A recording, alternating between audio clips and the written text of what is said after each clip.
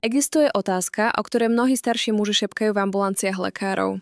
Vyhľadávajú v súkromnom režime prehliadača a premýšľajú nad ňou, keď starnú. Je to téma zahalená hanbou, zastaranými presvedčeniami a kultúrnymi tabu.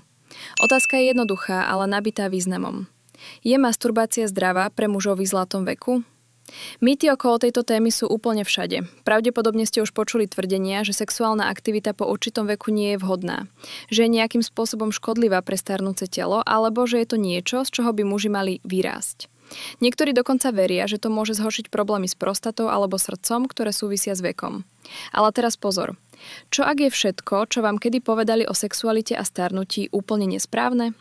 Čo ak vedecké poznatky odhaľujú niečo tak prekvapivé, že to zásadne mení náš pohľad na zdravé starnutie u mužov? Dnes sa s vami podelím o to, čo v skutočnosti ukazujú 10-ročia urologického výskumu. A sľubujem, že pravda nie je len šokujúca, je oslobodzujúca. Zostaňte so mnou, pretože tieto informácie môžu doslova zmeniť váš život. Realita starnutia a mužskej sexuality. Začnime niekoľkými nepríjemnými pravdami. Ako muži starnú, ich telo sa mení. Hladina testosterónu postupne klesá, zvyčajne asi o 1% ročne po 30-ke. Nejde len o libido. Nižší testosterón ovplyvňuje svalovú hmotu, hustotu kostí, energiu a áno, aj sexuálne funkcie. Mnohí muži zažívajú to, čo nazývame zmeny erekcie súvisiace s vekom. Neznamená to úplnú dysfunkciu. Znamená to, že veci fungujú inak. Erekcia môže trvať dlhšie, nemusí byť taká pevná a doba zotavenia medzi sexuálnymi aktivitami sa predĺžuje.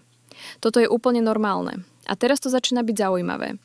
Napriek týmto zmenám výskumy ukazujú, že sexuálna túžba a schopnosť prežívať sexuálne potešenie s vekom jednoducho nezmiznú.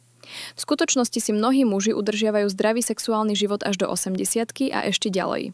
Kľúčom je pochopiť, ako vyzerá zdravé v rôznych fázach života. Kardiovaskulárne spojenie, vaše srdce a vaše zdravie. Teraz sa pozrime na jeden z najväčších mýtov, že sexuálna aktivita vrátane masturbácie je pre starších mužov nebezpečná kvôli srdcu. Tento strach pochádza z občasných správ o infarktoch počas sexuálnej aktivity. Ale čo na to hovorí veda? Americká kardiologická asociácia je v tomto úplne jasná. Pre väčšinu mužov je sexuálna aktivita náročná približne ako výjsť po 2 poschodiach schodov alebo rýchlo sa prejsť. Skutočné riziko infarktu počas sexuálnej aktivity je neuveriteľne malé, približne 2 až 3 šance z milióna u zdravého muža. Ale teraz prichádza šokujúca časť. Pravidelná sexuálna aktivita, vrátane masturbácie, môže byť v skutočnosti prospešná pre vaše kardiovaskulárne zdravie. Štúdie ukazujú, že muži, ktorí majú pravidelné orgazmy, majú nižší krvný tlak, zníženú hladinu stresových hormónov a lepšie ukazovatele celkového zdravia srdca. Priekopnícka štúdia publikovaná v American Journal of Cardiology sledovala viac ako 1000 mužov počas 16 rokov. Výsledky boli ohromujúce. Muži, ktorí mali sex menej než raz za mesiac, mali o 45% vyššie riziko kardiovaskulárnych ochorení v porovnaní s mužmi, ktorí mali sex 2-krát týždenne alebo častejšie. Tajomstvo ochrany prostaty. Spomínate si na tú harvardskú štúdiu, ktorú som spomenul o rakovine prostaty? Výhody sa nekončia len prevenciou rakoviny.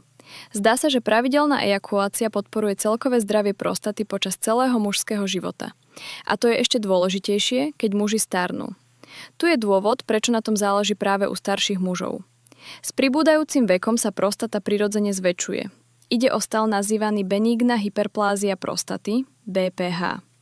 Tá môže spôsobovať známe nepríjemnosti. Časté močenie, slabý prúd, pocit neúplného vyprázdnenia močového mechúra a otravné nočné vstávanie. Výskum naznačuje, že pravidelná ejakulácia pomáha udržiavať zdravú funkciu prostaty tým, že zabraňuje hromadeniu prostatickej tekutiny a podporuje lepšie prekrvenie tejto oblasti. Je to ako prirodzený údržbový systém pre jednu z vašich najdôležitejších žliaz.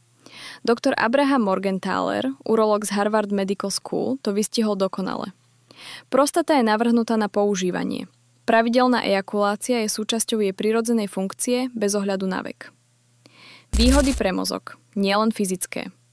Výhody však presahujú rámec fyzického zdravia. Sexuálna aktivita, vrátane masturbácie, spúšťa uvoľňovanie silných neurochemikálií, ktoré sú s pribúdajúcim vekom ešte dôležitejšie. Počas orgazmu váš mozog uvoľňuje koktail prospešných látok.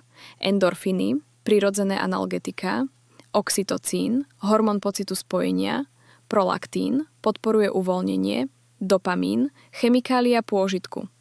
U starších mužov môžu tieto látky pomáhať bojovať proti depresii, znižovať úzkosť, zlepšovať kvalitu spánku a dokonca zmierňovať bolesť.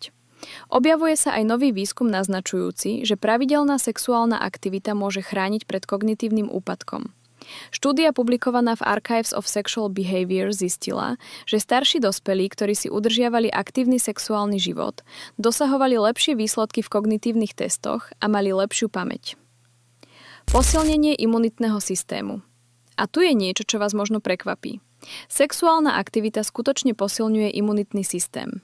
Výskum z Wilkes University ukázal, že ľudia, ktorí mali sex 1 až 2 krát týždenne, mali o 30% vyššiu hladinu imunoglobulínu A, protilátky, ktorá pomáha bojovať proti infekciám. Pre starších mužov, ktorých imunitný systém prirodzene slabne, môže byť tento efekt obzvlášť hodnotný. Je to ako prirodzený upgrade imunity bez akýchkoľvek vedľajších účinkov. Vyvrátenie mýtov a strachov. Poďme sa pozrieť na konkrétne obavy, ktoré bránia starším mužom v prijatí zdravej sexuality. Mýtus číslo 1. Som na toto príliš starý. Pravda? Sexuálne zdravie nemá dátum spotreby. Muži v 70., 80. rokoch a dokonca aj starší môžu mať zdravý sexuálny život. Mýtus číslo 2. V mojom veku to nie je normálne. Pravda? Štúdie ukazujú, že 40% mužov nad 65 rokov sa pravidelne masturbuje. Nie ste v tom sám a nie je to nič nenormálne. Mýtus číslo 3. Zhorší to moje zdravotné problémy. Pravda? Pre väčšinu mužov je sexuálna aktivita bezpečná a prospešná, dokonca aj pri bežných ochoreniach súvisiacich s vekom, ako je cukrovka alebo srdcové choroby. Vždy sa poradte s lekárom, ale nepredpokladajte to najhoršie. Mýtus číslo 4. Mal by som si šetriť energiu na iné veci. Pravda? Sexuálna aktivita vám energiu dodáva. Zlepšuje cirkuláciu, znižuje stres a podporuje kvalitnejší spánok. Praktická realita. Čo sa mení a čo nie. Buďme úprimní o tom, čo sa vekom mení. Môže vám trvať dlhšie, kým sa vzrušíte. Túžba nemusí byť taká častá ako vo veku 25 rokov. Doba zotavenia medzi sexuálnymi aktivitami sa predĺžuje. Toto sú normálne zmeny, nie zlyhania. Kľúčom je upraviť očakávanie a zistiť, čo vášmu telu vyhovuje. Niektorí muži zistia, že masturbácia je viac o úľave od stresu a celkovej pohode, než o intenzívnom fyzickom potešení. Iní objavia, že s menším tlakom na výkon si sex užívajú dokonca viac. Perspektíva lekára. Kedy vyhľadať pomoc? Ako urológ chcem jasne povedať, kedy je potrebné navštíviť lekára. Náhle zmeny sexuálnej funkcie. Bolesť počas ejakulácie, krv v ejakuláte, alebo ak sexuálna aktivita vyvolá bolesť na hrudi či extrémnu dýchavičnosť. V takých prípadoch vyhľadajte lekára okamžite.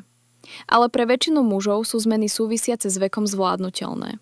Existujú lieky, pomôcky a postupy, ktoré pomáhajú udržiavať sexuálne zdravie aj vo vysokom veku. Záver. Vaše zdravie, vaša voľba.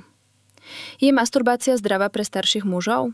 Veda je jednoznačná. Nielen, že je zdravá, je prospešná.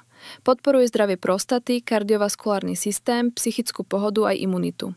Je to prirodzený, bezpečný a účinný spôsob, ako udržať dôležitú súčasť celkového zdravia. Skutočná tragédia nie je to, že muži starnú a ich telo sa mení. Tragédiou je, že hanba a nesprávne informácie ich oberajú o niečo, čo im môže výrazne zlepšiť kvalitu života. Nepotrebujete povolenie na to, aby ste uprednostnili svoje zdravie. Nemusíte sa hanbiť za udržiavanie sexuality v starobe. To, čo potrebujete, sú presné informácie. A teraz ich máte. Pamätajte, sexuálne zdravie je zdravie. Nie je to márnivosť. Nie je to nevhodné a nie je to niečo, z čoho máte vyrásť. Je to legitímna súčasť zdravého života, ktorá si zaslúži rovnakú pozornosť ako strava, pohyb či pravidelné prehliadky. Ak pre vás boli tieto informácie hodnotné, starajte sa o všetky aspekty svojho zdravia. Hovorte s lekárom o svojich obavách, zostaňte aktívni, jedzte zdravo a nenechajte nikoho presvedčiť vás, že starnutie znamená vzdať sa dobrého pocitu zo života. Vaše zdravie je vaša zodpovednosť. A teraz máte vedu, ktorá vám pomôže robiť informované rozhodnutia. Zostaňte zdraví, zostaňte informovaní a nezabúdajte. Vek je len číslo, ale zdravie je voľba. Zoznámte sa so mnou, nové videá budú s vami čoskoro.